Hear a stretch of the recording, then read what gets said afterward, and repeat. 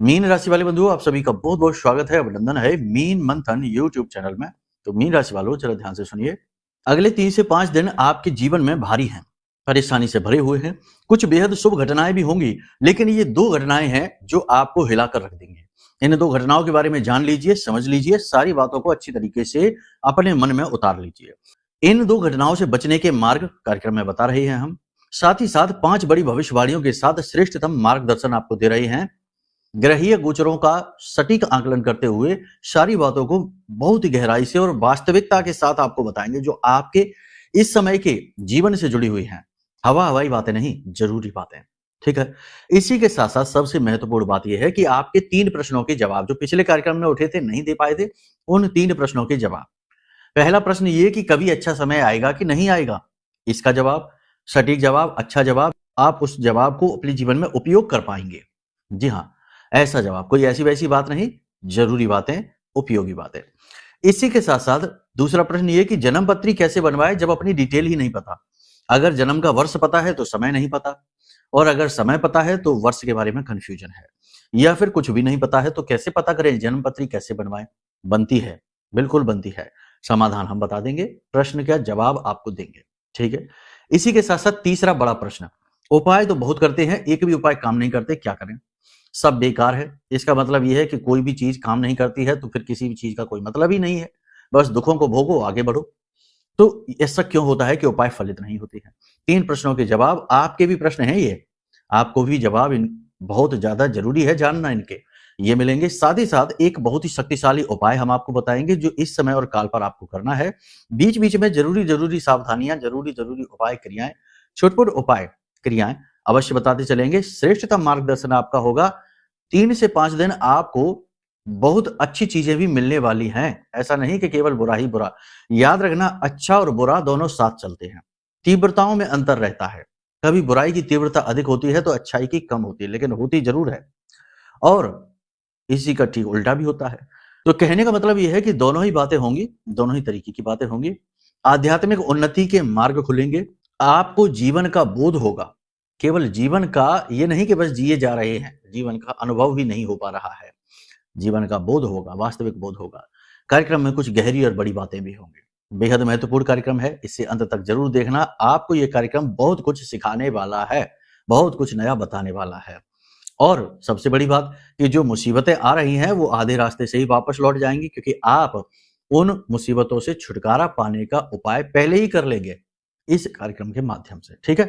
तो चलिए शुरू करते हैं आज के इस महत्वपूर्ण कार्यक्रम को। महामाई को याद करते हुए माई के दर्शन करिए, और दर्शन करते हुए पूरे भक्ति भाव के साथ कमेंट बॉक्स में लिख डालिए, जय मां बगलामुखी कृपा करो।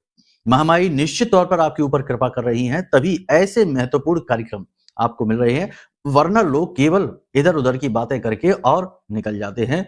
आपके जीवन पर असली दस्तक केवल ये कार्यक्रम देता है। वास्तविकता में आपको जगाने का, आपको ऊपर उठाने का कार्य ये कार्यक्रम करेगा।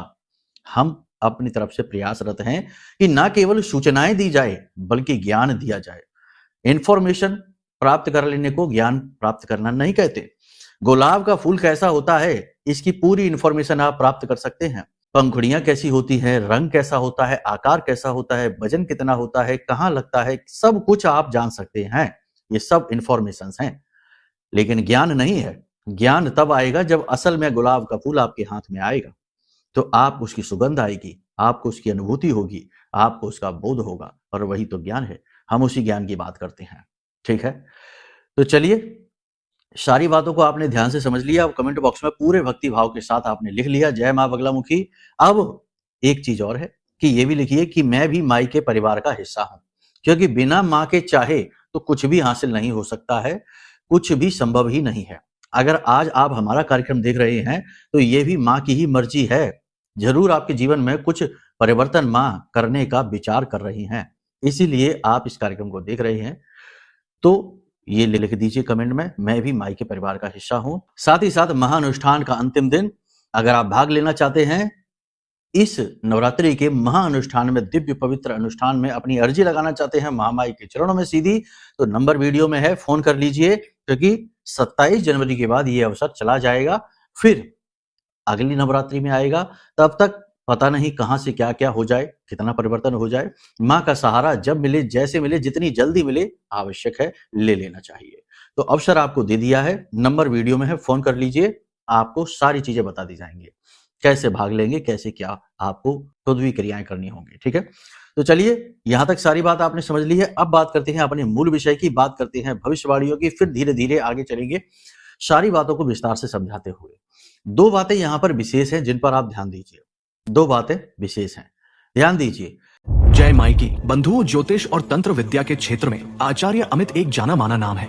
पूज्य गुरुदेव के साधनाओं और ज्योतिष विद्या के अनुभव बेहद दिव्य है। जी हाँ, पूज्य गुरुदेव ने जिसकी भी कुंडली का विश्लेषण किया और कुंडली के अनुसार उसे सटीक उपाय व महामाई माँ बगलामुखी की विशेष कृपा दी, उसके जीवन में सकारात्मक बदलाव तो आ ही है। फिर चाहे समस्या कितनी ही कठिन क्यों ना हो, समाधान तो अवश्य हुआ है। अब ऐसे में यदि आप भी अपने जीवन की किसी बड़ी समस्या से जूझ रहे हैं, जैसे कि कर्जा बढ़ता ही जा रहा है, काम धंधा और व्यापार सब रुक चुका है, रिश्ते नातों में तनाव हद से ज्यादा बढ़ गया है, पूरा जीवन ही नकारात्मकताओं से भर गया है, तो ऐसे में यही सही समय है जब आप श्रेष्ठ गुरु से मार्गदर्शन प्राप्त करें और जीवन के अंधकार को समाप्त कर दिव्य प्रकाश की ओर कदम बढ़ाएं। वीडियो में दिए गए नंबरों पर तुरंत संपर्क करिए और अपनी कुंडली का विश्लेषण व समाधान पूज्य गुरुदेव के द्वारा करवा लीजिए। देर ना करें, आपके देवी देवताओं के आशीर्वाद से ये मौका खुद चलकर आपके पास आया है, इसे गंवाना नहीं है।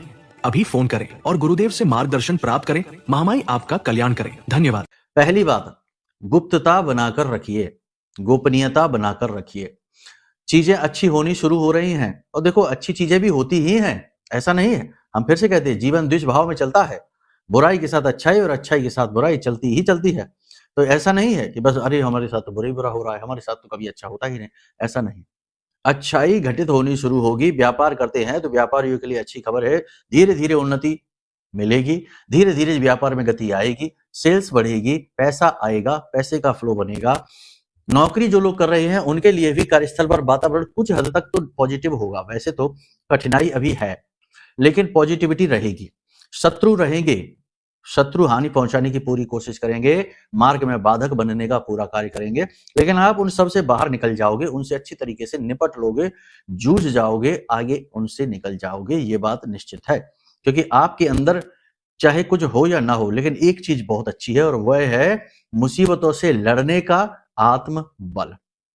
कितना भी कुछ भी बुरे से बुरा हो जाए, कितनी भी बड़ी से बड़ी स्थिति खराब क्यों ना हो जाए, लेकिन आप, हाँ हो सकता है कि थोड़ा सा परेशान होते हैं, रोते हैं, बिलखते हैं, दुखी होते हैं, लेकिन फिर सारी शक्ति समेट कर लड़ने को तैयार हो जाते हैं। ये बहुत अच्छी बात है, और ये बात ही आपको यहां तक स्थिर बनाकर लाए हुए है, आगे भी लेकर जाएगी। इसे बनाकर रखिए, यह आपका राशिगत गुण है। लेकिन राशिगत दोष भी है, और वो ये है कि गोपनीयता को भंग कर देना स्वयं ही, ठीक है, कोई और नहीं, कहीं और से नहीं, गोपनीयता भंग हो जाएगी।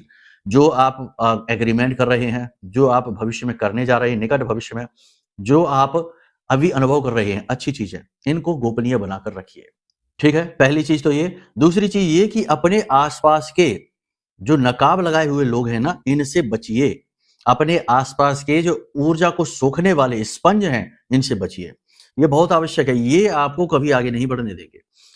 आपके बटन जानते हैं, ये जानते हैं किस तरह से आपसे बात की जाए तो आप प्रभावित हो जाएंगे, किस तरह से बात की जाए तो आप काम करने को रेडी हो जाएंगे, तैयार हो जाएंगे। भावनात्मक बटन, इमोशनल बटन्स आपके जानते हैं, ये इनसे बचिए। हमेशा दुखी रहते हैं, हमेशा शोषण करने को तैयार रहते हैं, हमेशा नकारात्मक कार्यों की ओर आपको खींचने की कोशिश करते हैं, आपके पतन का कारक है।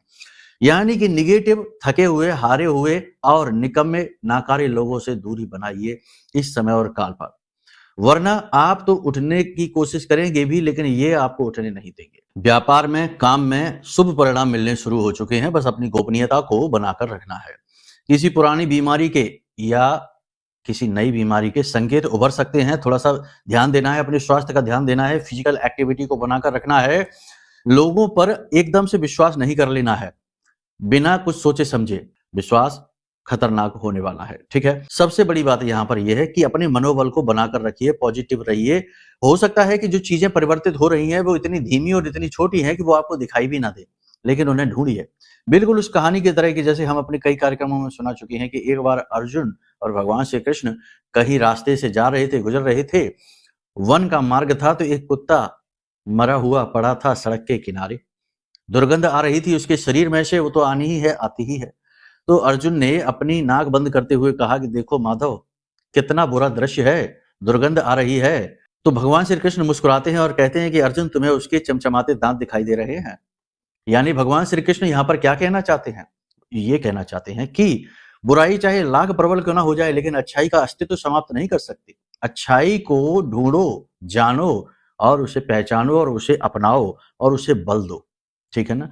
आपका सहायक आप ही हैं, आपके मार्गदर्शक आप ही हैं, आपके गुरु भी आप ही हैं। अपने बल को पहचानिए। आप इतने निर्बल नहीं, इतने कमजोर नहीं है, इतने असहाय नहीं है कि इसके उसके मदद की जरूरत पड़ती रहे। ठीक है? निर्णय लेने की क्षमता आपकी कमजोर हो जाएगी यदि आप जरूरत से ज्यादा लोगों के बारे में सोचेंगे। ठीक है, अपनी जिम्मेदारियां आप निभाते हैं, अच्छी तरीके से निभाएंगे, अपने दायित्व निभाएंगे, अपनी ड्यूटी निभाएंगे, लेकिन इन जिम्मेदारियों के बोझ के नीचे दब ना जाइए, खुद को कमजोर महसूस न करिए। ठीक है? कहने का मतलब ये है कि आत्मबोध को बढ़ाइए, अपने बल को बढ़ाइए, अपने आप को पॉजिटिव रखिए। पॉजिटिव रखने वाली कुछ एक्सरसाइजेज हैं जो जरूर करिए। सबसे पहली एक्सरसाइज है, अकेले में जाइए, दुनियादारी को छोड़ दीजिए, मोबाइल को स्विच ऑफ कर दीजिए, एक तरफ रख दीजिए, एकांत में जाइए, प्राकृतिक स्थलों पर जाइए अगर आपके आसपास कोई है तो। नहीं है तो कोई पार्क होगा, हरियाली होगी, वहां पर जाइए। सुख शांति के समय में जाइए, शोर शराबा भीड़ भड़ाका हो ऐसे समय पर न जाइए। शांति का जब समय हो उस समय पर जाइए और वहां पर जाकर अनुभव कीजिए उस हरियाली का। हरी घास पर हाथ रखिए, अनुभव कीजिए उसका। ठीक है? कहने का मतलब यह है कि अपने आप को समझिए, अपने आप को समय दीजिए, अपने आप की केयर करिए, अपने आप को पालिए। आपका सबसे बड़ा संपर्क, कनेक्शन आप अपने इस शरीर से ही संसार में है। अगर इसे जरा सा भी कुछ हुआ, संसार से आपका जो संपर्क है, कनेक्शन है, वो कमजोर होना शुरू हो जाएगा। है कि नहीं? सीधी बात है। कठोर हो सकती है लेकिन सही है, सत्य यही है। चाहे वो करोड़पति ही क्यों ना हो, अरबपति ही क्यों ना हो, कोई ऐसा असाध्य रोग अगर उसे हो गया कि वह बिस्तर पकड़ लेता है, तो उसके वही परिवार वाले जो दिन रात उसका नाम जपते थे, उसकी इज्जत करते थे, आगे पीछे नाचते थे, वही लोग उसको धीरे धीरे भूलना शुरू कर देंगे, एक कोने में पड़ा रहेगा। ठीक है? ये कड़वा सच है दुनिया का। इस कड़वे सच को आपको पहचानना होगा। स्व का बोध करिए, स्वार्थी बन जाइए, अपना अर्थ खोजिए, अपने आप को समय दीजिए। हम ये नहीं कह रहे कि आप बुरे हो जाइए, लोगों के बारे में सोचिए नहीं, अपने दायित्व निभाइए, सबके साथ अच्छा व्यवहार करिए, प्रेम पूर्वक रहिए, लेकिन ये ना भूलिए कि आप कौन हैं। आप अपने आप को मत भुला दो। ठीक है? इसीलिए इस कार्यक्रम का नाम है कि लोहे के चने चबाने, क्योंकि लोहे का चने चबाने जैसा ही है ये। यहाँ ये बातें सुनने को लोग तैयार ही नहीं होते हैं। ये बातें अगर करने लगो तो लोगों को लगता है कि अरे ये क्या बातें कर रहे हैं, ये तो भड़का रहे हैं। ये बातें ही ज्ञान के मार्ग का पहला कदम है। याद रखना, भगवान बुद्ध को ज्ञान अकेले प्राप्त हुआ था। रामकृष्ण परमहंस बने अकेले। जिसको भी ईश्वर की प्राप्ति हुई है, ज्ञान की प्राप्ति हुई है, ब्रह्म का बोध हुआ है, वह अकेले ही हुआ है, भीड़ को लेकर नहीं हुआ, पूरे परिवार को लेकर नहीं हुआ। ठीक है? ये व्यक्तिगत विषय हैं, बड़ी बुद्धिमानी के साथ इन्हें हैंडल करना चाहिए, वरना तो कुतर्क करने वाले तो 500 कुतर्क कर चुके होंगे अभी तक हमारी बातों पर। खैर, उनसे तो भगवान ही बचाए। नए प्रोजेक्ट आपको मिल सकते हैं, नई योजनाओं पे आप काम शुरू कर सकते हैं। आमदनी बढ़ाने के लिए यदि आप कुछ अभी करना चाहते हैं तो थोड़ा सा भी रुक जाइए, कुछ समय के लिए रुक जाइए, अगले महीने के लिए आप टाल दीजिए बातों को, अभी ना करिए। होगा ये कि आपका ध्यान भटक जाएगा अपने मुख्य कार्य से और आप इधर उधर पैसा इन्वेस्ट करके अपने पैसे को भी फंसा लेंगे। शेयर मार्केट आदि में यदि आप निवेश करना चाहते हैं तो लॉन्ग टर्म में निवेश करें, छोटे छोटे समय की अवधि के जो निवेश है वो नहीं, और ज्यादा बड़ा रिस्क और जोखिम ना लें। किसी से जल्दी से प्रभावित होकर निर्णय लेकर निवेश करेंगे, जरूर डूब जाएगा। तो जल्दी से प्रभावित नहीं होना है, पहले उसकी हिस्ट्री चेक करो, अच्छी तरीके से समझो कि ये आदमी है, ये संस्था है, ये कंपनी है, ये किस प्रकार से कार्य करती आई है, इसके अंदर कितनी लॉयल्टी है। कहने का मतलब ये है कि निर्णय आपको सोच समझ कर लेने होंगे। जल्दबाजी में या भावना में बहकर लिए गए निर्णय कठिनाई परेशानी के कारक बनेंगे। कोई एक व्यक्ति आपसे बिना मतलब में झगड़ा मोल लेगा, बिना मतलब में ऐसी बातें करेगा जो आपका अपमान करेंगे, आपसे मुहबाद करने की कोशिश करेगा, तनाव झगड़ा हो भी सकता है। कोर्ट केस वगैरह चल रहे हैं, वहां से आपको थोड़ी बहुत राहतें मिलनी शुरू हो जाएंगी, लेकिन आपको पॉजिटिव रहना है, भविष्य अच्छा ही है। कर्जा आपको जरूर परेशान करेगा, कर्जे की समस्या नहीं दूर होने वाली है, उसको दूर करने के लिए तो कुंडली आकलन कराइए। याद रखना, जिसकी कुंडली में मंगल बद का है वह कर्जे में जरूर रहेगा, कुछ भी कर ले। अब यहाँ पर सीधी सी बात है, देखो कर्जे भी कई तरीके के होते हैं, कुछ कर्जे पॉजिटिव, कुछ कर्जे नेगेटिव। कुछ कर्जे रातों की नींद खराब कर देते हैं और कुछ कर्जे होते हैं जो रातों को अच्छी तरह से चैन से सोने को देते हैं। मान लो आपकी कमाई अच्छी है, इनकम अच्छी है, आपने लोन लेकर मकान बनवा लिया और अच्छी तरीके से उसमें रह रहे हैं, तो कर्जा तो है आपके ऊपर, लेकिन आप सुकून से जी रहे हैं क्योंकि आपकी प्रॉपर्टी भी तैयार है। तो कहने का मतलब यह है कि कर्जे भी कई प्रकार के होते हैं, लेकिन मंगल बद का जो कर्जा है वह कभी चुकता नहीं है। एक कर्जा चुकाने के लिए दूसरा कर्जा। इसी प्रकार कुंडली में कई प्रकार के दोष होते हैं। याद रखना कि कुंडली के जो दोष है वो आपके पिछले जन्म के कर्म है, जो इस समय इस जन्म में आपके सामने खड़े हो गए आकर। एक विशेष उम्र अवस्था पर आकर वो कर्म आपके सामने खड़ा होगा और कहेगा कि अब इसे काटो, भुगतो। तो या तो उसे भोगो या फिर उसे जानकर प्रायश्चित कर्म करके उसे काट दो, समाप्त कर दो। तो कहने का मतलब यह है कि कुंडली आकलन एक सर्वश्रेष्ठ निर्णय है। पुराने जमाने में याद करिए, जब कोई बच्चा पैदा होता था तो घर के बड़े बुजुर्ग, दादा दादी, नाना नानी सबसे पहले यही कहते थे कि इसका टीपना बनवा लो, इसकी पत्री बनवा लो, लिख लो कब किस समय काल पर हुआ था, और ज्योतिषी के पास भाग कर जाते थे और कहते थे बनाओ इसकी पत्री। उससे पता लगता था कि यह बालक क्या क्या अपने ऊपर दायित्व लेकर आया है, किस किस कर्म को भोगेगा, और उसके उपाय वहीं से होने शुरू हो जाते थे। आपने देखा ना, बचपन से ही किसी ने कह दिया इसके ऊपर काल सर्प है या फिर गंडमूल दोष है, किसी भी प्रकार की पूजाएं वहीं से होनी शुरू हो जाती थी और उसके जीवन सरल होता चला जाता था। पुराने जमाने में आप देखो, लोगों के पास रईसी हो, धन दौलत हो ना हो, कोई फर्क नहीं पड़ता, लेकिन चैन सुकून बहुत था। एक पड़ोसी अगर चिल्लाता था तो 4 अड़ोस पड़ोस के लोग खड़े हो जाते थे मदद के लिए। आज चिल्लाकर देखिए, कोई नहीं आएगा। यही है, आज धन दौलत हो सकती है, चीजें हो सकती हैं, तरह तरह की महंगी महंगी चीजें हो सकती हैं, लेकिन सुकून नहीं, चैन नहीं, और वही वास्तविक सुख है। ठीक है ना। कुतर्क नहीं, अगर कुतर्क करना है तो फिर कोई नहीं समझा सकता, ब्रह्मा जी भी नहीं समझा सकते हैं, हमारी तो कोई हैसियत ही नहीं है। ठीक है, बातों को समझिए, भाव को समझिए, आपके लिए है ये सारी बातें, हमारे अपने अनुभव हैं जो आपको हम बता रहे हैं। यहाँ पर आपको 3 चीजों का ध्यान रखना है, 3 घटनाएं आपके साथ होंगी। आत्मसम्मान की लड़ाई होगी, यानी अपने आप को साबित करने के लिए आपको मेहनत करनी होगी। आप अपना मान सम्मान बचाने के लिए आपको संघर्ष करना पड़ेगा। पहली चीज तो ये, क्योंकि मान सम्मान जा सकता है, कोई ऐसी बात हो सकती है। दूसरा ये, गोपनीयता भंग होगी, यानी आपकी छिपी हुई बातें, गुप्त प्रेम प्रसंग, गुप्त बातें बाहर आ सकती हैं। तीसरा ये कि आप किसी पर विश्वास करेंगे और वह आपको धोखा दे सकता है, यानी कि आपके साथ छल होने वाला है। इसी के साथ साथ इलेक्ट्रॉनिक सामान, इलेक्ट्रॉनिक आइटम खो सकते हैं, चोरी हो सकते हैं, खराब हो सकते हैं, तो थोड़ा इन पर भी आप ध्यान दीजिए। पेट से जुड़े रोग आपको परेशान कर सकते हैं। खाना हल्का रखिए, बाहर का खाना, दूषित भोजन न खाइए, कम मसाले वाला भोजन खाइए और अच्छा खाना खाइए जो सुपाच्य हो। ठीक है, तो स्वाद के पीछे ना भागिए। इसी के साथ साथ शरीर के किसी विशेष भाग में दर्द और स्किन पर भी किसी प्रकार के इन्फेक्शन हो सकता है। ठीक है, बाकी सब कुछ ठीक है। योग, प्राणायाम, अध्यात्म को महत्व दीजिए। अब बात करते हैं प्रश्नों की, आपने जो प्रश्न पूछे हैं। तो सबसे पहला प्रश्न ये है कि कभी अच्छा समय आएगा कि नहीं आएगा। तो हमने शुरुआत में ही इसका जवाब भी आपको दे दिया था कि हमेशा समय अच्छा और बुरा दोनों एक साथ लेकर चलता है। द्वेष भाव में तो जीवन ही चल रहा है, अच्छाई और बुराई साथ है, दिन और रात साथ हैं। तो ये जो है ना, आप सोचते हैं कि अच्छा समय कभी आएगा कि नहीं आएगा, अच्छा समय कभी आएगा कि नहीं आएगा, ये सोचते सोचते अगर जीवन जिएंगे तो कभी अच्छा समय नहीं आएगा। ग्रह नक्षत्र तो अच्छे हो भी जाएंगे, लेकिन वो तुरंत खराब भी हो जाएंगे, क्योंकि ग्रह तो भाग रहे हैं, घूम रहे हैं, अपनी गति में है, स्थिर तो बैठे नहीं है। तो समय तो बदल रहा है, तो आज अच्छा है, कल बुरा हो जाएगा। तो अब यहाँ पर स्थिर अच्छा समय कैसे आएगा? स्थिर अच्छा समय आएगा जब आप अपने ऊपर काम करना शुरू करेंगे। जी हाँ, दुनियादारी के काम बहुत कर लिए, लेकिन आपने कभी अपने ऊपर कार्य किया है? कोई व्यक्ति जिसकी कुंडली हम देख रहे हैं स्वास्थ्य से परेशान है, वजन बढ़ गया है, या जोड़ों में दर्द हो रहा है, या फिर खाना नहीं पच रहा है, बड़े परेशान है, हार्ट की समस्या, ब्लड प्रेशर की समस्या, शुगर समस्या। कोई व्यक्ति धन से परेशान है, क्योंकि बिना सोचे समझे निवेश कर दिया, इसकी उसकी बातों में आकर पार्टनरशिप कर ली। आप समझ रहे हैं ना हम क्या कहने की कोशिश कर रहे हैं। यहाँ पर जो आपकी समस्याएं हैं, जो आपका बुरा समय है, उसमें कहीं ना कहीं कुछ ना कुछ भागीदारी आपकी स्वयं की ही है। अब ये बात कड़वी है, हजम हो पानी मुश्किल है, लेकिन समझ लीजिए, आपकी भागीदारी, बिना आपकी मर्जी के आपका पैसा कोई ले जा सकता है क्या? आप जल्दी से प्रभावित हो गए, मीठी मीठी बातों में आ गए, लालच में भी आ गए, और आपने सोचा कि चलो इसके साथ कर लेते हैं पार्टनरशिप, और वो भाग गया आपके साथ फ्रॉड करके। सेहत के मामले में भी यही है कि आलस है, सेहत के बारे में सोचना नहीं है, फिजिकल एक्टिविटी ज्यादा है नहीं, खाने पीने पर नियंत्रण नहीं है, उल्टा सीधा भोजन खाना है, कुछ भी अनाप शनाप खा लिया, पेट खराब हो गया, शरीर में आलस। हमारा जो हाजमा है वह हमारे शरीर का पावर हाउस है, वहीं से तो एनर्जी जनरेट हो रही है ना। तो वो जब हमारा हाजमा ही खराब हो जाएगा तो हमारा शरीर कैसे चलेगा? तरह तरह के रोग उत्पन्न हो जाएंगे। तो कहने का मतलब ये है कि अपने ऊपर कार्य करिए, अपने स्वास्थ्य को करेक्ट करिए। फिजिकल एक्टिविटी, सुबह शाम जब भी आपको समय मिले थोड़ा टहलिए, कसरत करिए, लंबी लंबी सांसें, योग प्राणायाम करिए, अनुलोम विलोम करिए, गहरी गहरी सांसें लीजिए, हल्का खाना खाइए। ठीक है ना, हर वक्त स्वाद स्वाद नहीं, कभी बेस्वाद खाना खाइए। ठीक है, इसी के साथ साथ लोगों को भांपिए। आज के समय में कोई किसी का लाभ कराने नहीं आ रहा है। अगर कोई आपको बता रहा है कि इसमें फायदा उसमें फायदा, तो पहले इसमें उसका फायदा है, बाद में आपका फायदा है। तो किसी की बातों में जल्दी से प्रभावित ना हो जाइए।